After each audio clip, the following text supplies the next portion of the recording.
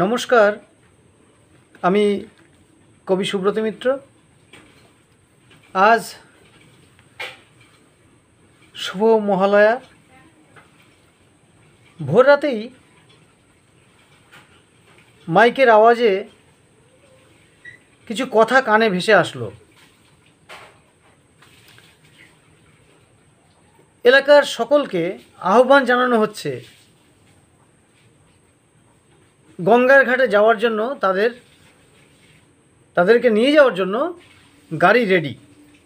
কোনো একটা সংগঠন হয়তো বলছে, ওই যেরকম আর কি ওই আজানের সময় বলা হয়, উঠে পড়ুন উঠে পড়ুন, নামাজের সময় হয়ে এসেছে, অনেকটা সেরকম উঠে পড়ুন উঠে পড়ুন, গঙ্গার ঘাটে যাওয়ার সময় হয়ে এসেছে। এখন আমার প্রশ্ন হচ্ছে, এই যারা আহ্বান জানাচ্ছেন যে গঙ্গার ঘাটে নিয়ে যাওয়ার জন্য গাড়ি রেডি, আমি ভাবলাম আমার এই অঞ্চলে যদি ধরুন 1000 পরিবার থেকে একজন করে, সকলে না, একজন করে উপস্থিত হয়ে যায়, তাহলে 1000 জনকে গঙ্গায় ওই পিতৃপুরুষদের উদ্দেশ্যে তর্পণ করতে নিয়ে যাওয়া সম্ভব হবে কি আপনাদের পক্ষে? বুঝলো কি এক ফন্দি, এক কৌশল, মানুষকে একটু কবজায় রাখার একটা কৌশল। ও, বুঝতে পেরেছি। হ্যাঁ, আচ্ছা, এই নয় একটা বিষয় গেল। আরজি করের অভয়ার বিচারটা কত দূর? উৎসবে সকলে মেতে উঠছেন, উঠুন, আমার আপত্তি নেই। কিন্তু আমার বোন তিলোত্তমা কতটা বিচার পেল? আমরা সত্যি কি জাস্টিস পাবো? আমি তো মনে করি পুজো হচ্ছে, হোক না, শ্রদ্ধা ভক্তি দিয়েই পুজো হোক, ওখানে ওর জন্য কোনো শক্তি কাজে না লাগানো হয়। পুজো তো অধিকাংশ জায়গায় হচ্ছে শক্তি দিয়ে পুজো হচ্ছে, ভক্তি দিয়ে ক জায়গায় পুজো হচ্ছে বলুন তো? অনেক জায়গায় তো ওই প্যান্ডেলের মধ্যে আসল ঠাকুরটা কোথায় আছে অনেকে খোঁজ রাখে না। অনেকে গিয়ে মা দুর্গাকে প্রণাম করে কিনা সন্দেহ, কিন্তু শক্তি অর্থাৎ টাকায় শক্তি আছে, গায়ে গতরে শক্তি আছে, অন্য অন্য দিক দিয়ে শক্তি আছে। শক্তি থাকলেই হবে, ভক্তিটা কোথাও যেন লুপ্ত হয়ে যাচ্ছে, আমার ব্যক্তিগত মতামত। তবে এবছর নয়, একটু আনন্দের উৎসব থেকে একটু দূরে থাকি। অনেক বছরই তো খেলাম দিলাম, আনন্দ করলাম, ঘুরলাম। এবছরটা নয় একটু তিলোত্তমার জন্য থাক। আমি আপনাদের সকলকে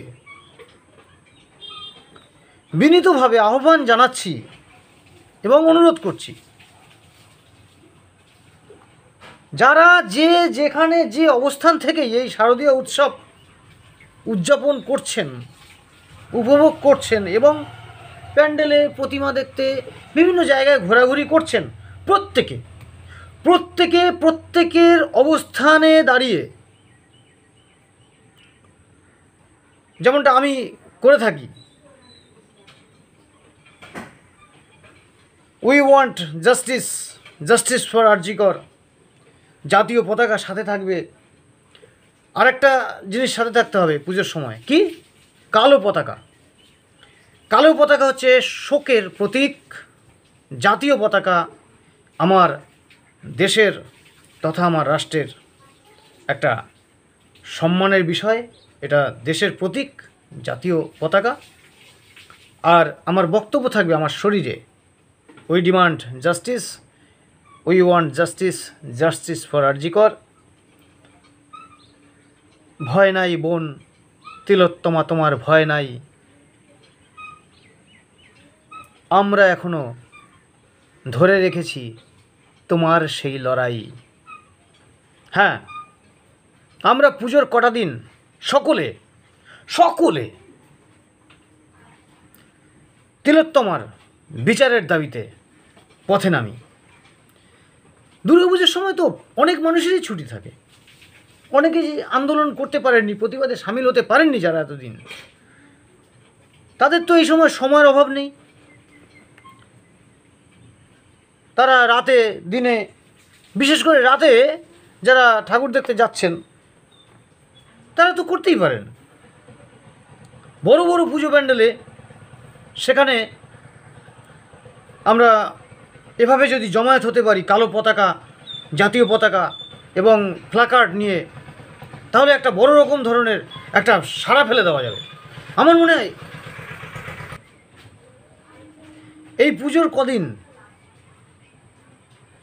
প্রত্যেকটি জনপ্রিয় প্যান্ডেলে ভীষণ রকমভাবে প্রতিবাদের কণ্ঠ গর্জে উঠুক। এই পুজোর 5-6 দিন একেবারে সারা ফেলে দিতে হবে, তোলপাড় করে দিতে হবে প্রতিবাদে।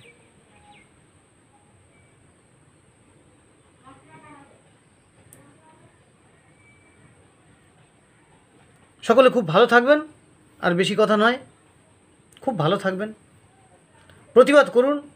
আমরা এখনও আশাবাদী, আমরা অভয়ার বিচার পাব। তার জন্য একটু ধৈর্য ধরতে হবে এবং প্রতিবাদটা প্রকটভাবে চালিয়ে যেতে হবে। আমরা জিতব, আমরা বিচার পাবই পাবো। সকলের প্রতিবাদে নেমে পড়ুন, সকলের প্রতিবাদ করুন। আজকে যদি প্রতিবাদ না করতে পারেন, তাহলে কোনো একদিন, কোনো এক সময়, যখন আমাদের পরবর্তী প্রজন্ম আক্রান্ত হবে, আমাদের পরবর্তী সময়ে যদি দেখি কোনো মা বোন এইভাবে ধর্ষিত হচ্ছে, তখন কিন্তু আমাদের এই পাপের বোঝা ঘাড়ে নিয়ে গালে হাত দিয়ে থাকতে হবে। তাই সেই সময়টা আসার আগে আমরা সচেতন হই, প্রতিবাদে নামি। ধন্যবাদ, সকলে খুব ভালো থাকবেন, এভাবেই পুজো কাটান, এটাই আমি কামনা করছি। ধন্যবাদ।